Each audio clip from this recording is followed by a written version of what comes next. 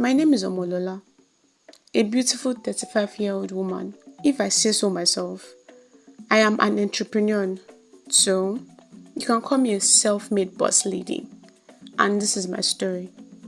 I have a 20-year-old daughter, Judith. I know, the math isn't matching. I had her when I was 15. She was the love child from my crazy teen camp love story. I met Kenneth on the first day of teen camp, which was hosted by schools in my state for the summer break holiday. From the moment I saw him, while we were having our luggages checked for contraband, I knew I was in love. He caught me staring at him, and it was so embarrassing. I had my mouth literally drooling saliva while watching his perfect face and body. The next day, as we were in the playground, he walked up to me. "Hi, I'm Kenneth," he said, as he flashed the most beautiful smile. I was unable to talk for a minute straight, dazzled by his aura. My friend Sharon had to type me to wake me up from my trance. My name is Omolola, I smiled back. "You have a beautiful smile," was the response, and my leg literally went numb. And that was how we started dating. Kenneth was the perfect boyfriend and friend. He was already done with secondary school while I was in SS1 when we met. His school thought the camp experience would be fun for their graduating class as well. He was good at every activity in camp. Every girl was crushing on him, and I was the proud girl who had him. During the 1 month in camp, we were never far from each other. Luckily for us, we were in the same house.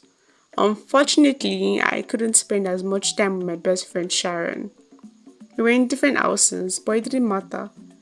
We would see in school when summer break was over. Kenneth had mentioned that after camp, he and his family would be relocating abroad. And for days, I couldn't stop crying. But he promised to keep in touch, and since I didn't have a phone at the time, I gave him my mom's number and my best friend Sharon's number as well, just in case.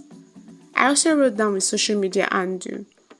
But shortly after camp was over, I realized my period was late, so did my mother. Worried that something was wrong with me, I was taken to the hospital and eventually had to do a pregnancy test. That was how I became pregnant at 15. My mom and I tried all means to reach Kenneth, but social media was nowhere to be found. I was hopeful he would reach out to me through Sharon or my mom's number, but it didn't happen. My mother was a single mother. She had me from a teenage molestation she went through, and now I was also pregnant as a teenager. This broke her, but she never stopped being there for me and my child. Years went by and I didn't feel the need to marry, despite my mother's constant nagging. "I just want to be there for my daughter," was my reply every time. Sharon, my childhood best friend, was my pillar all through my journey. And she also tried to match me up with guys. Immediately she got married. It was always one date or the other at this point. I am sure I had been set up on dates with all her husband's single friends. Sure, my mom would tag team on me all the time. But I loved them regardless. Judith, my daughter, was in uni when I met Tony, an intern in my company during the NYSC. Tony was a hard worker and an extremely good-looking young man. But I didn't think much of him until he started hitting on me. At first, it was subtle. "You look good in that dress," he would say often. Sometimes, he would bring me breakfast to my office. I never ate before leaving the house, so I found this endearing. Soon, his advances became bolder. One day, as I arrived in the office late due to an heavy rainfall, I met only Tony in the office. My other employees were still held up in the rain. I met Tony shivering. He seemed to have entered the rain just to come to work. "Are you okay?" I asked. He just smiled as he stretched a takeout containing my breakfast for me. "I know you don't have a car, so why didn't you wait for the rain to stop?" I asked. "I couldn't bear not seeing you walking," he said. At that moment, it suddenly dawned on me that Tony was always at work before me, despite how early I arrived. "Why would you want to watch me arrive?" I asked. Seeing you walk is one of the highlights of my day, he disclosed with a slight smile. As he said this, he stood up, and for the first time, I realized how tall he was as he towered over my petite frame. You should get some coffee in the staff kitchen, I advised. We don't want you getting cold. We? He asked with a smile. I just left him to my office as my heart hammered in my chest. I was scared if I stayed any longer, he would hear it. Not long after, Tony came to my office with 2 cups of coffee and a changed shirt. Can I stay and chat? He asked. As I opened my mouth to decline, he looked at me with eyes that pleaded I shouldn't decline. Fine, I smiled. Soon, I and Tony began to have friendly conversations outside work. I couldn't go a day without hearing his voice. We would have late night calls, despite knowing we would see at work the next day. He never asked me out or anything, but we soon started dating, and it was a beautiful phase in my life. Tony's service year ended and my company retained him. Despite our 10-year age difference, I couldn't imagine not being with him. My world started and ended with him. Soon, my beautiful daughter Judith came home as she had concluded her university program. She insisted on coming home to spend some time with me before she had to go for her NYC program. I was overjoyed, as my daughter rarely ever expressed how much she missed me. I couldn't wait to share my newfound happiness with her. I didn't need to tell Judith about Tony before my clever daughter deciphered I had a man. Mom, I have to meet him, she asked one evening as we watched the reality show. Who do you want to meet? I asked. My future daddy, of course. I've never seen you this happy, and I want to meet him and tell him thank you, she shrieked as she hugged me. How did you meet? She asked eagerly. Tell me everything. That night, we both fell asleep in the living room as I told her everything. She didn't care about my age difference with Tony, as long as I was happy. The following week came, and as I told Judith about Tony during the weekend, Judith went with me to work. She wanted to meet Tony. But unfortunately, I forgot Tony had gone out for some meetings, and so the introduction had to be rescheduled. Despite my consistent planning to introduce my daughter and Tony, something always came up. It was either my daughter was too busy or Tony was. Until one weekend, I had planned to have a girls' night with my daughter Judith and Sharon, my childhood best friend. Her husband agreed to take care of the kids for the night, and so it was a dream come true. We had not seen in a while and we were so excited.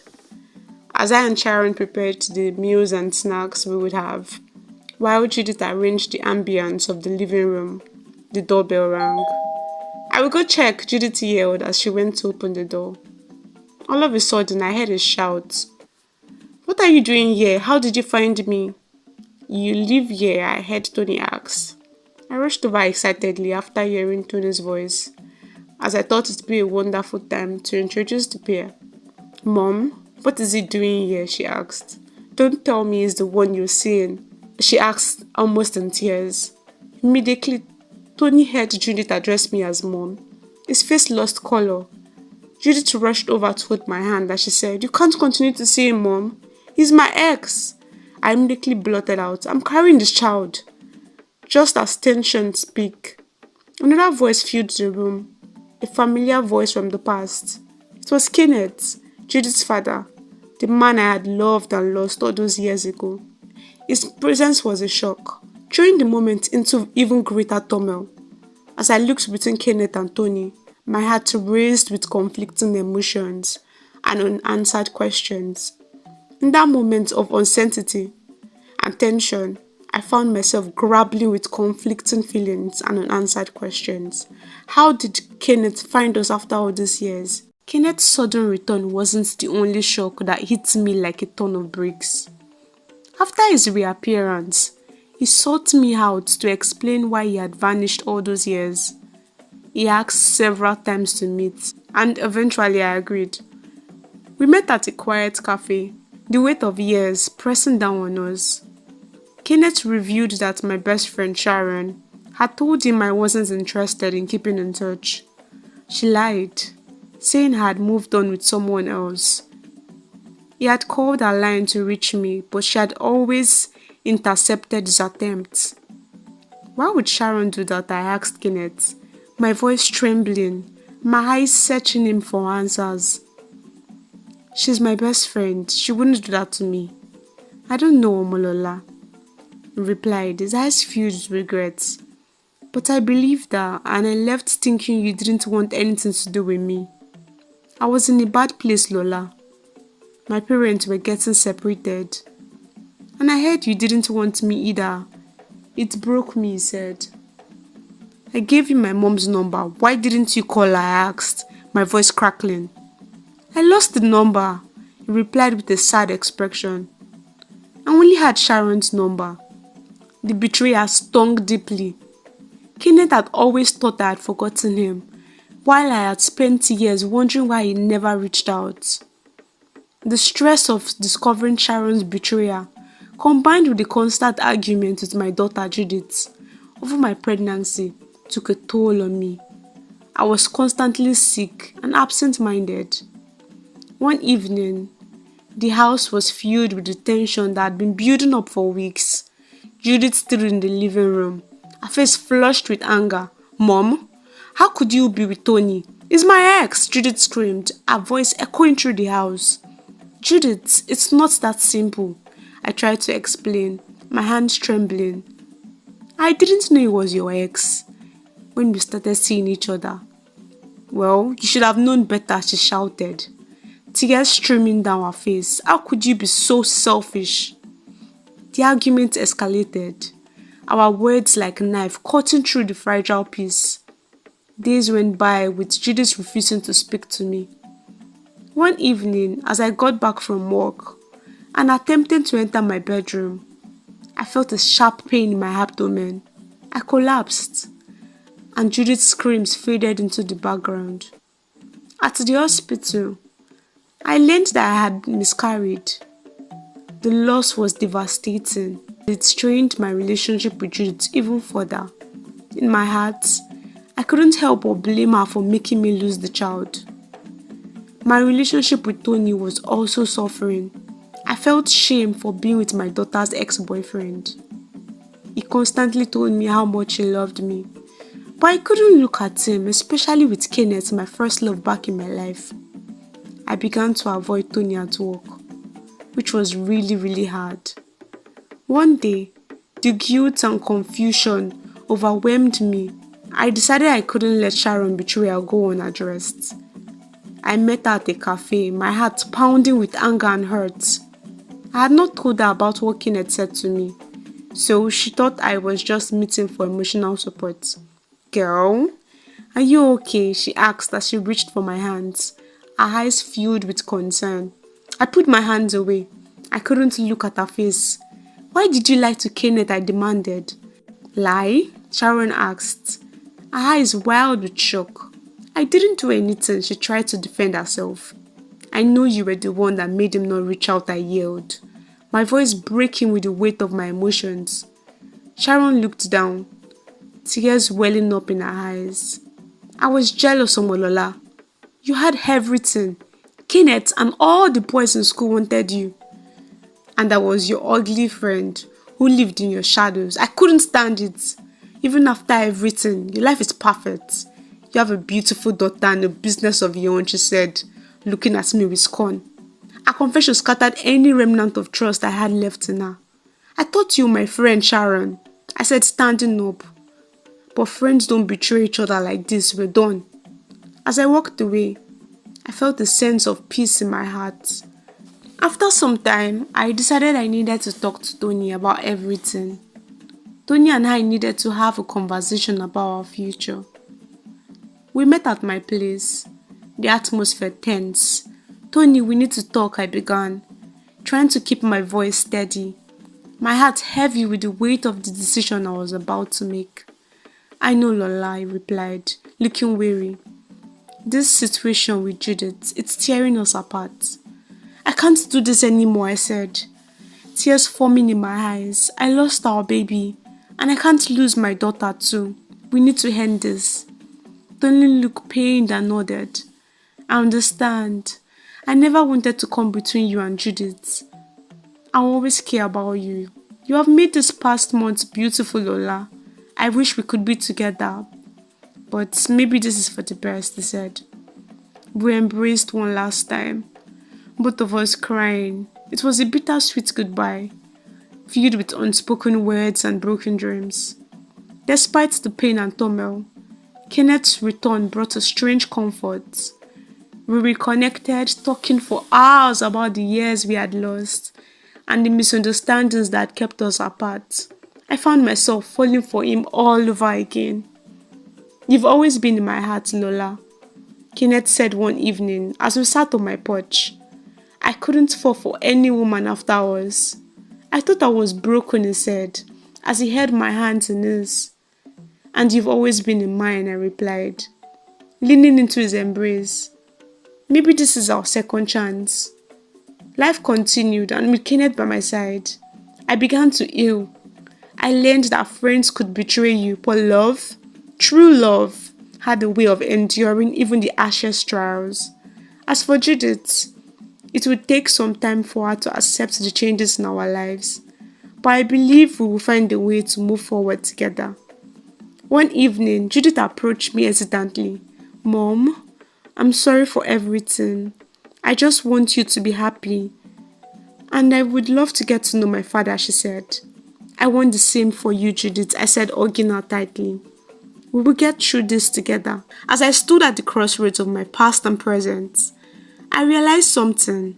The most painful revelations could lead to the most profound healing. With Kenneth, I found a new beginning, and with time, I hope to rebuild my relationship with Judith, creating a future filled with love, trust, and understanding. Hey besties! Thank you for watching this video. I really appreciate your support. I don't take it for granted. If you're not subscribed, what are you waiting for? Please subscribe already. On this channel, I currently have a membership program going on, and it's just for a little fee. You get exclusive perks that not just anybody gets. You get to tell me the kind of stories, titles, topics you want to see, and I take them as priority. You also get to be the first person to see my new uploads before any other person, and sneak peeks of my behind the scenes projects. So anytime you're waiting for a new video and I haven't uploaded, just check out my other videos. I'm sure you'll find something you like. And as always, I'll see you in my next video. Bye besties! Mwah.